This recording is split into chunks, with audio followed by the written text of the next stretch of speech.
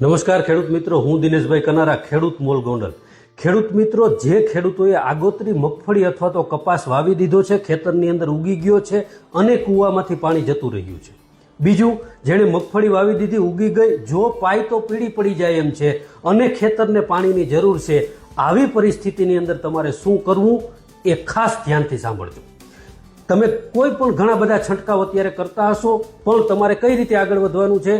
Potassium nitrate એટલે કે 13-0-45 પંપે 80 થી 100 ગ્રામ અને એની સાથે આ સરગાસમ ટેનેરીમમ એટલે કે જૈવિક ટેકનિકલ જે છે હર્બોવિટા એ પંપે 50 ml અથવા તો જીગરી જે છે એ પંપે 50 ml આની સાથે પોટેશિયમ નાઇટ્રેટ આ સ્પ્રે કરશો એટલે તમને ખૂબ જ સારામાં સારું પરિણામ આપશે।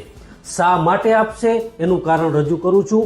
આપણે બધા જ જાણીએ છીએ કે પોટેશિયમ તત્વ જે છે એ છેલ્લી અવસ્થાએ દાણો ભરાવદાર થવા માટે થઈ વજન સારો નીકળે એના માટે આપણે છંટકાવ અથવા તો જમીનમાં નાખતા હોય છે। પણ આપની જાણ ખાતર કહું છું, પોટેશિયમ તત્વનો બીજો એક ગુણધર્મ એવો છે કે એ છોડની અંદર જો એની હાજરી હોય તો પાણીની જાળવણી છે એ ખૂબ જ સરસ રીતે છોડમાં કરે છે અને છોડને રોગ અને જીવાત અને પાણીની અછતની સામે રોગ પ્રતિકારક શક્તિ આપવાનું કામ જે છે એ પોટેશિયમ તત્વ કરી રહ્યું છે।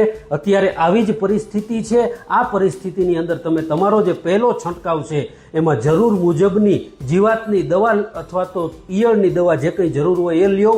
એની સાથે 13-0-45 80 થી 100 ગ્રામ અને હર્બોવિટા અથવા તો જીગરી 50 ml પ્રમાણે તમે સ્પ્રે કરશો એટલે તમારા ખેતરને અમુક સમય માટે પાણીની અછત સામે ઝઝૂમવા માટે આ જે ટેકનિકલ છે એ તૈયાર કરશે અને ખૂબ જ સારું પરિણામ મળશે। આભાર।